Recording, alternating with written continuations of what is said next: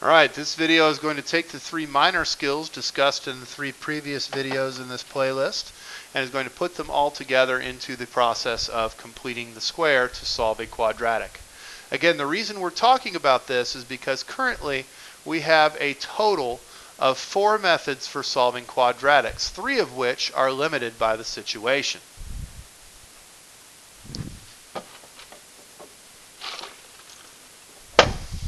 We don't want to be limited by our situation. We want to be able to solve a math problem every single time.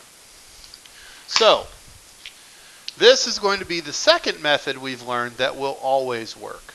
The first method being the quadratic formula. And later in these notes, we'll discuss why those two are so closely related and work every time.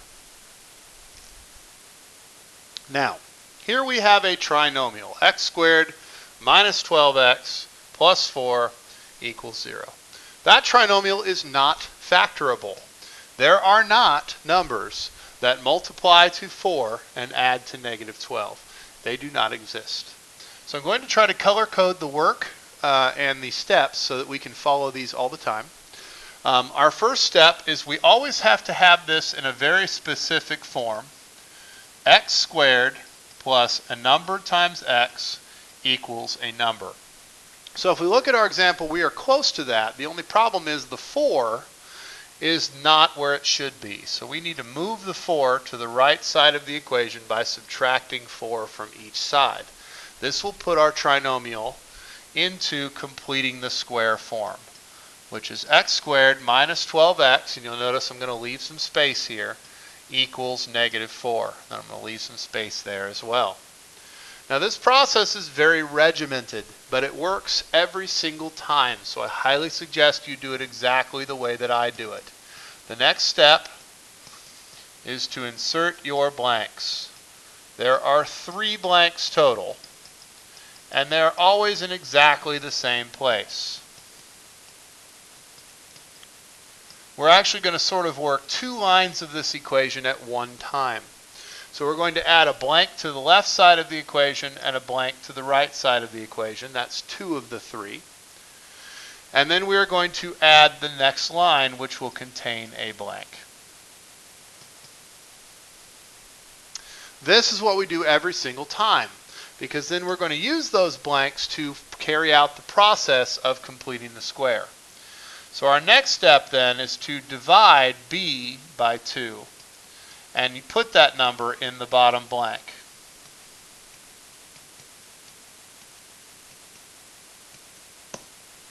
So we take b, which is negative 12, and we divide by 2 to get negative 6, and that goes in this bottom blank.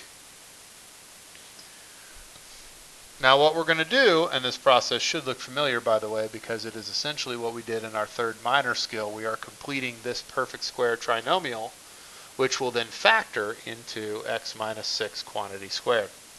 So then we are going to square that value, which we're calling b over 2, and that number will go in both of the other blanks. Now let me explain why that is. When we square negative 6 to complete the process of completing the square, we are unbalancing the equation by adding 36 to the left side. So we're squaring this and adding it to the left side of the equation. Now when we add 36 to the left side of the equation, we're solving an equation here. So we should know from Algebra 1 that anything we do to one side, we have to do to the other. So essentially the completing the square process, steps 2, 3, and 4, goes like this. Insert your blanks, divide b by 2, fill in the bottom blank, square that number, fill in the top blank on the left, and then copy it to the top right. And the reason for that is what we've done is completed the left side of the equation as being a perfect square trinomial that factors into our next line, and we've kept the equation balanced at the same time. So step 5 in this process is to simplify the right side. Help if I could spell, right?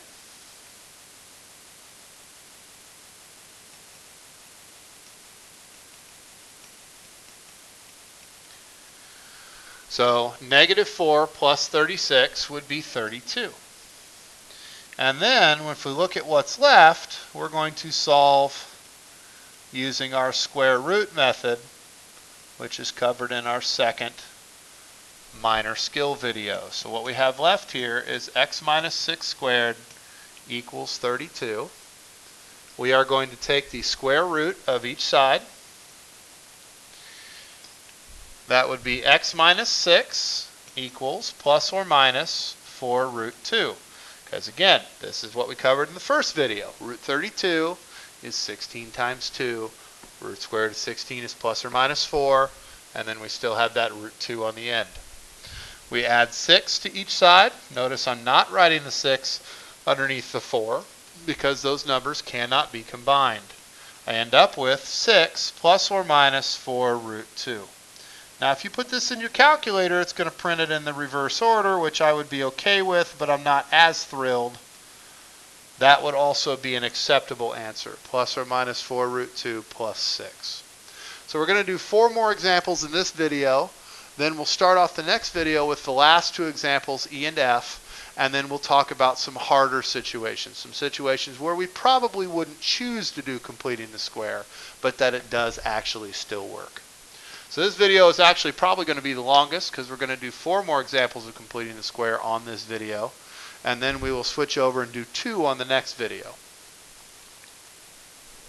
So letter A here is already set up. It's already in the right format. So we're done with step 1 already. It's already in our right form. X squared plus bx equals a number. So we are going straight to the step where we add the blanks. Again, we're going to add a blank on each side. And we're going to start the next line. Now notice the bottom blank does not have a sign because the sign in the bottom blank depends on the sign of B. It will always match B's sign. If B is positive, the number that goes in this bottom blank will always be positive. If B is negative, it would be negative. Because again, this process is very simple. 10 divided by 2, right, is 5. So we divide by 2. And then we square that value and write it in the line up above, which would be plus 25. And we copy it, 25. Okay? Half, square, copy. That's the process of completing the square. Simplify the right side. 11 plus 25 is 36. Which means we are looking at x plus 5 quantity squared equals 36, which we are ready to solve using square roots.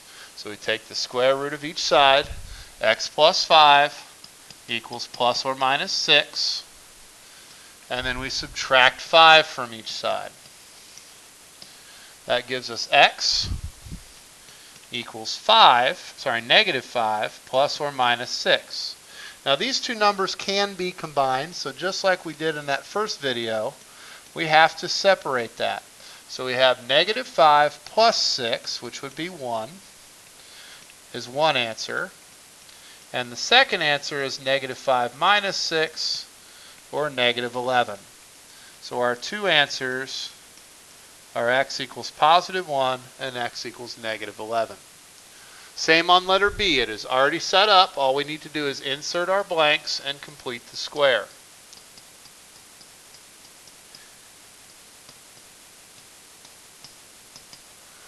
So again, we're going to divide B by 2, which would be negative 2 this time. Square that, which would still be positive 4. Okay, we're going to square this. And then we're going to copy it. 45 plus 4 is 49. So we have x minus 2 quantity squared equals 49. That is a square root problem. So we take the square root of each side, which will give us x minus 2 equals plus or minus 7. Add 2 to each side. And we have x equals 2 plus or minus 7. Same deal as the last problem. That can actually be done. 2 plus 7 is 9. And 2 minus 7 is negative 5. So our answers are 9 or negative 5 for x. All right, let's look at a couple that aren't quite as set up and aren't going to work out quite as nicely, although they are still considered to be the easy version of this topic. Starting off with x squared plus 6x plus 8 equals 0. So our first step here is going to be to subtract 8 from each side to put it in the correct format. Remember that form, it's got to be an x squared plus bx equals c form before we can start. So that would be x squared plus 6x equals negative 8. Then we go in and we insert our blanks. We divide by 2 to get plus 3, and then we square that value to get 9, and we copy it over to the other side. Negative 8 plus 9 is 1. So we have here x plus 3 quantity squared equals 1. That is a problem that can be solved using the square root method. So we take the square root of each side. That would be x plus 3 equals plus or minus 1. And then we would subtract 3 from each side. Now people always struggle a little bit with the idea that the square root of 1 is 1. And I'm still not really sure why. It's easy. Don't overthink it. Okay, so we're looking at x equals negative 3 plus or minus 1. That can be broken up just like the last two problems. Negative 3 plus 1 is negative 2. Negative 3 minus 1 is negative 4. So my two answers, my first answer and my second answer, are x equals negative 2 and x equals negative 4. All right, one more example on this video, and then we will break it up into another video. This is same idea. We need to move the 8. That will give us x squared plus 6x equals 8.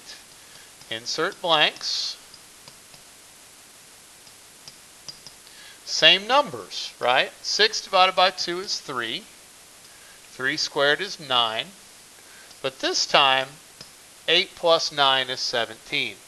So changing that one sign between letters C and D has drastically changed our answer.